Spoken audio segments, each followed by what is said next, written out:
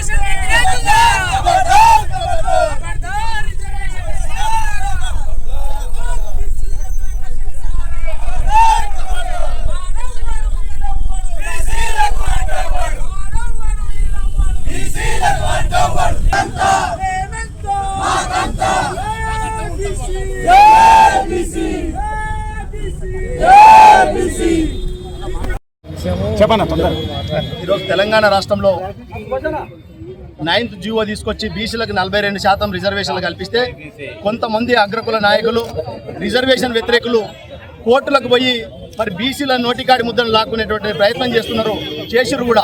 కాబట్టి ఈరోజు తెలంగాణ రాష్ట్ర వ్యాప్తంగా జాదుల సీనన్న గారి పిలుపు మేరకు తెలంగాణ రాష్ట్రంలో మరి ఆందోళనలు, రాస్తారోకోలు, దిష్టిబొమ్మలు మరి అదేవిధంగా అనేకమైనటువంటి కార్యక్రమాల ద్వారా ఈరోజు తెలంగాణ రాష్ట్రం అట్టుడుకుతున్నది. కాబట్టి ఈరోజు రాష్ట్ర రాజధాని హైదరాబాద్లో రిజర్వేషన్ వ్యతిరేకుల యొక్క దిష్టిపోవడం దగ్ధం చేసి, ఎందుకంటే రిజర్వేషన్ వ్యతిరేకుల యొక్క వారి యొక్క జనాభా ఎంత, వారి రిజర్వేషన్లు ఎంత, 4% ఉన్నటువంటి అగ్రకులాలకు 10% ఈడబ్ల్యూఎస్ రిజర్వేషన్లు ఏ ప్రాతిపదికన తీసుకొచ్చిందని చెప్పి మేము కేంద్ర ప్రభుత్వాన్ని అడుగుతా ఉన్నాం.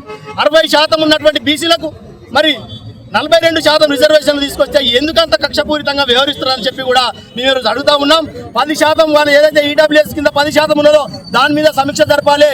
ఏ విధి విధానాల పైన 10% రిజర్వేషన్లు ఇచ్చారు వాళ్ళకి అగ్రకులాలకు 4% ఉన్నటువంటి వాళ్ళకు, మరి 60% ఉన్నటువంటి వాళ్ళకి 42% శాస్త్రీయ పద్ధతిలో డెడికేషన్ కమిషన్ వేసి మరి రాజ్యాంగబద్ధంగా వారికి రిజర్వేషన్లు కల్పిస్తే ఈరోజు కోర్టులకు పోయి ఎప్పుడో పాత చట్టాలు, పాత ఆదేశాలు, సుప్రీంకోర్టు తీర్పులను అడ్డం పెట్టుకొని 42% రిజర్వేషన్ ఈరోజు బీసీలకు గొంతు కోసినటువంటి బీసీ రిజర్వేషన్ వ్యతిరేకులకు భర్తం పట్టడానికి తెలంగాణ రాష్ట్రంలో ఎందుకంటే రాజకీయంగా భూస్థాపితం చేయడానికి ఈరోజు బీసీ సంఘాలుగా బీసీలుగా చైతన్యమైందని చెప్పి కూడా ఈరోజు డిమాండ్ చేస్తా ఉన్నాం.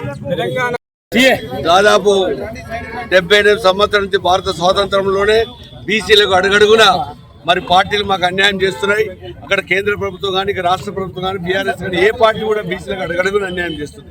మరి దీన్ని మేము తూచా తప్పకుండా మాకు న్యాయం జరగాలి. మేము దాదాపు 70 కోట్ల మంది భారతదేశంలో బీసీలు ఉన్నాం. ఆంధ్రప్రదేశ్లో 2.5 కోట్ల మంది ఉన్నాం. మాకు చట్టసభలో కానీ స్థానిక సంస్థల రిజర్వేషన్ ఇవ్వడం లేదు. దాని కోర్టు కూడా నిన్న స్టే ఇవ్వడం జరిగింది. మరి మేము పోరాటం చేస్తున్నామండి. అడుగడుగులకి స్థానిక సంస్థలు కౌన్సిలర్లు, వార్డు మెంబర్లు కావాలని అడిగితే కూడా కోర్టు మా మీద స్టే విధించడం చాలా అన్యాయం.